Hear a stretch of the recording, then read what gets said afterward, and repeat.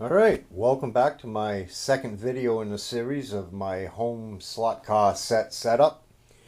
And like I said in the first video, I wasn't even sure if I was going to be able to post that first video because it technically is my fourth YouTube channel. I wasn't sure how many accounts or channels they let you run. So it's not my first dip in the water as far as YouTube channels. But I just don't do all the bells and whistles. In other words, you're not going to see stars flying by the screen, this and that, special effects. Not into that. I don't have time for that crap. And still a little naive on a lot of modern technology, being at my age. Other than that, my videos are what they are. They always have been. Like I said, I am running 4 different channels. One I kind of retired from. I run a honeybee, so I have a honeybee channel. It's Blackstone Honey.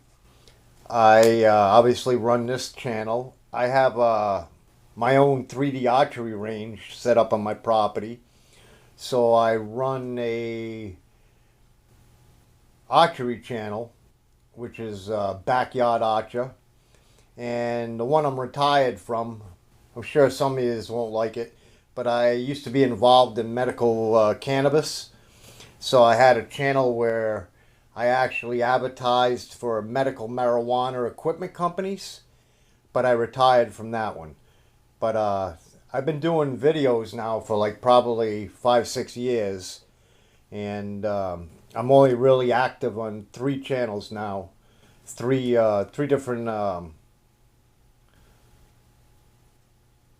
different channels, I guess. This one and my honeybee channel, which is Blackstone Honey, and Backyard Archer, which I collect bows and I go out and shoot different bows, and I have about 10 or 11 3D targets set up on my personal range. But that's neither here nor there. Just letting you know. That's why I said I wasn't sure if I'd be able to start doing a series on slot cars, because I already had a few different channels going.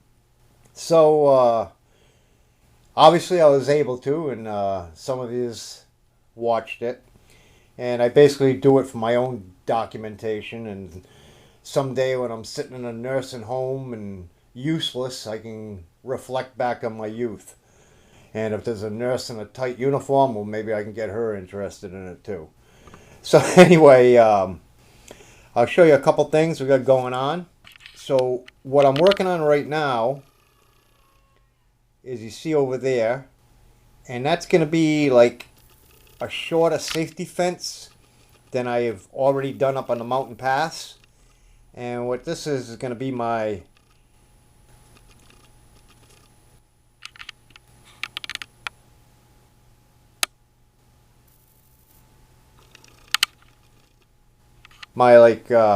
concession stand area, food area, drink area. So I am going to put up a safety fence. Like I showed you in the last 2 videos, I have 2 signs. I've purchased a lot more. Magnetic Racing is excellent. I ordered a couple more signs and a couple buildings from them. Then there's another company called Slotcar Scenics, I think. And they have some pretty awesome stuff. And I just made a purchase with them of 5 different things. Like 2 more signs and 3 buildings. And so I guess I'm going to work on that kiosk area, so when I start building these buildings, I can position them. Now, I don't usually mention what I got coming up for buildings, because I like to build them and kind of surprise you. I'm going to give you a little teaser. So I'll back this back up,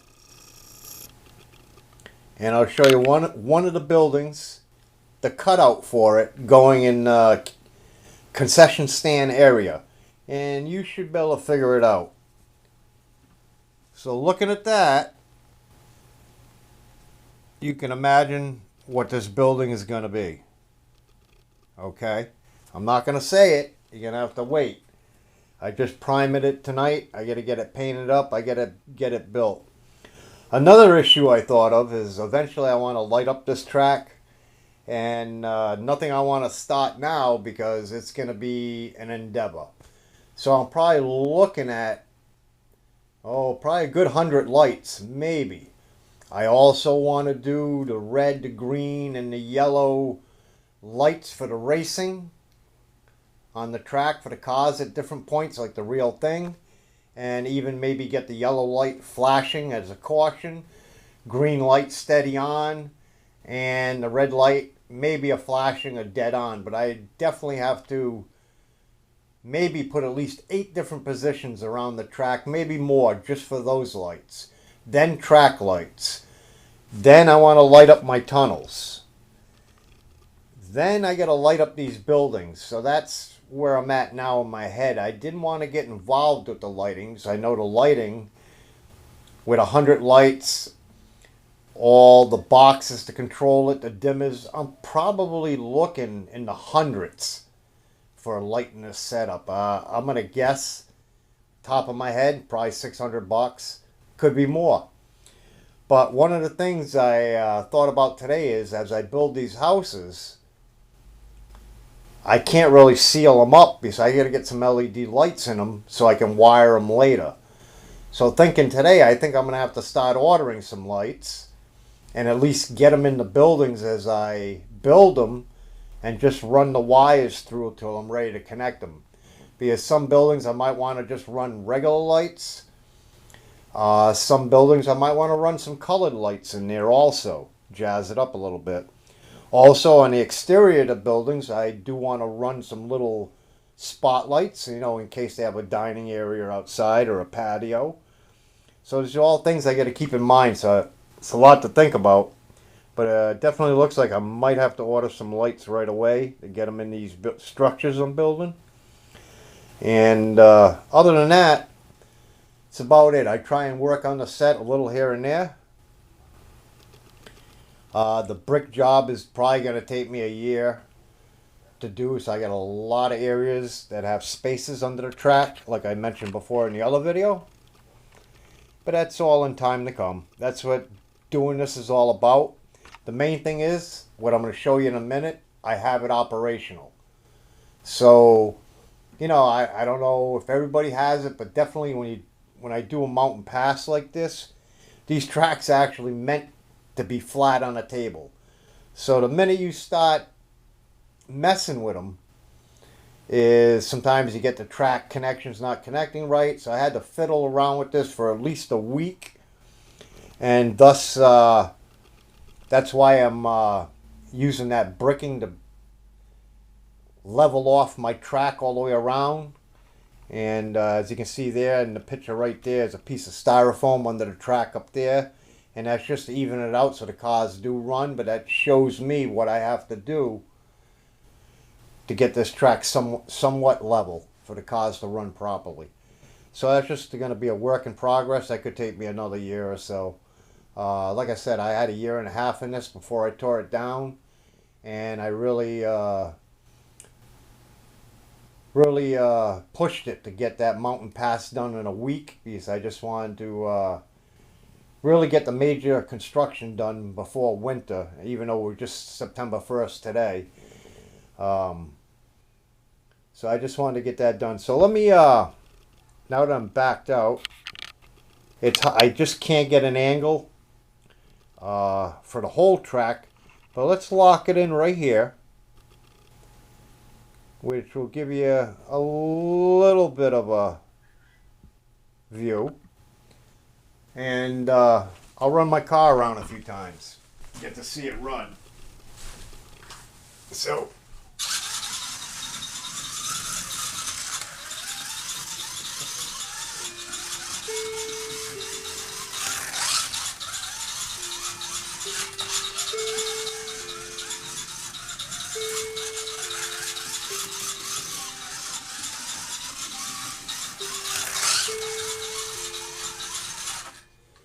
Alright.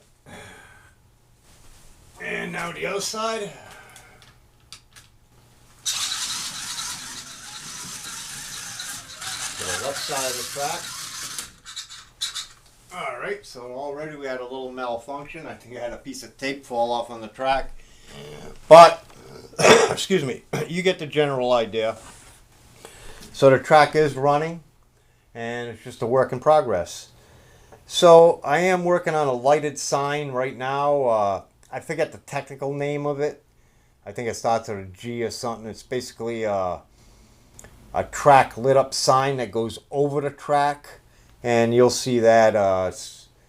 I just can't think of the official name of it. So anyway, that's where we are.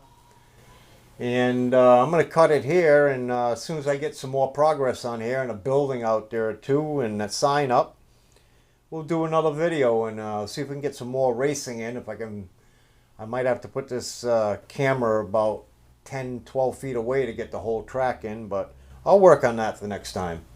I like to give you a visual of the whole track while the cars go around, and we'll see what happens. So stay tuned. You know, not super exciting yet, but we're getting there. I'll be working on this a long time. I'm all about detail.